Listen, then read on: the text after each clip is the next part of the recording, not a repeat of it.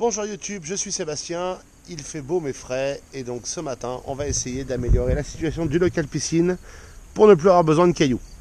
Ça paraît idiot mais ce serait pas mal.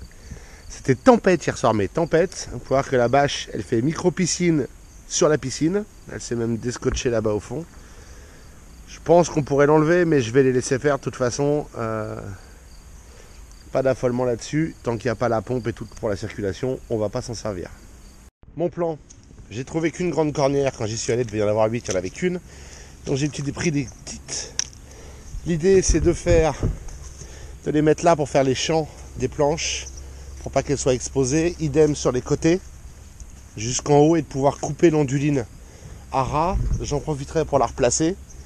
Aussi déchirée soit-elle, elle va continuer à faire le gros de son boulot jusqu'à ce que j'en ai racheté et que j'ai le courage de la changer. Et je pense qu'à cette occasion, je remplacerai l'OSB de 15 par de l'OSB de 9 mm. Ça suffit largement pour ce que je veux faire. Et ça allègera tout le bordel.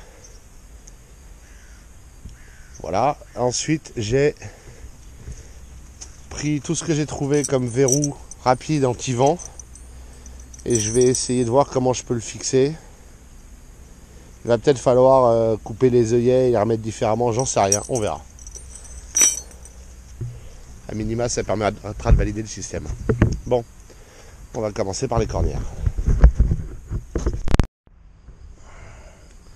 Voilà, j'ai mis les cornières sur le côté et devant. C'était les endroits les plus exposés, les plus pénibles. Donc maintenant, ça s'en va plus. C'est bien cloué tout le tour. Je vais sans doute rajouter les clous aussi. Et on a maintenant, alors il me manque des cornières, hein. Clairement il m'en faut plus, mais il n'y en a pas plus. Donc ça va attendre qu'elle soit dispo.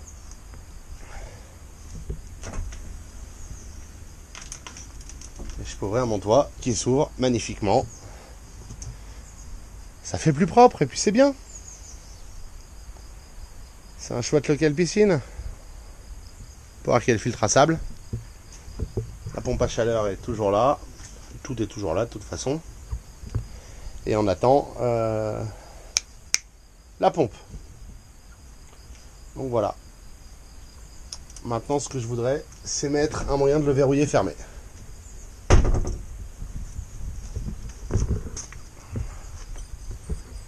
Avec une variation de ça. J'aimerais bien quelque chose comme ça. Qui vienne se prendre là et qui l'empêche de remonter quand il y a du vent. Est-ce que je la mets là? Non, je peux pas vraiment la mettre là. C'est pas vraiment viable ici. Ce serait intéressant, mais c'est pas viable là. Donc non, je vais la mettre là-bas. Voilà, j'ai installé mon machin anti-vent là. Crochet grand vent. Je sais pas comment ça s'appelle, peu importe, on les trouve partout. Et de toute façon, c'est tout ce qu'on trouve. On ferme le toit. On prend le crochet. Alors c'est pas facile.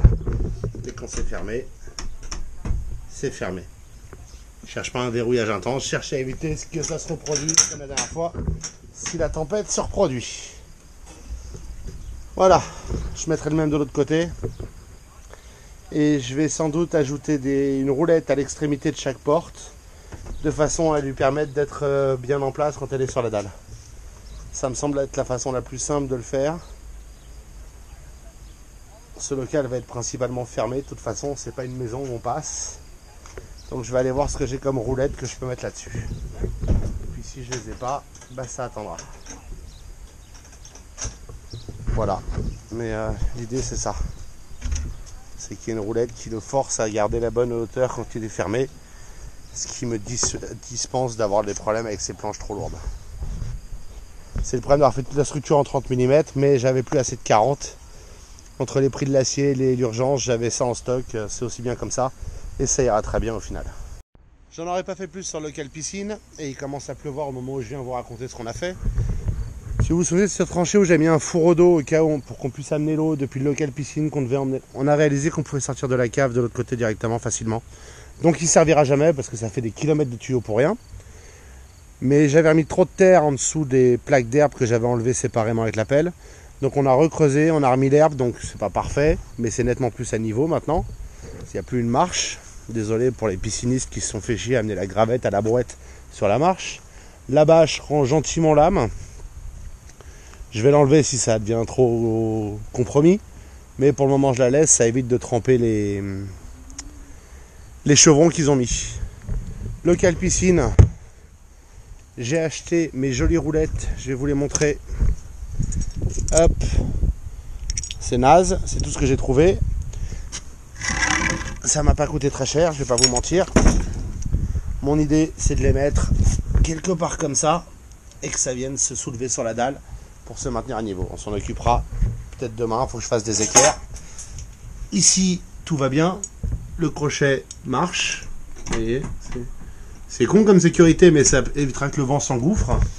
Et j'ai pris le mètre parce que Eric, un de mes gentils followers qui commente régulièrement sur les vidéos, m'a proposé de faire la géométrie, de calculer la géométrie des vérins, et les dimensions que je lui ai données de la page produit n'étaient pas bonnes.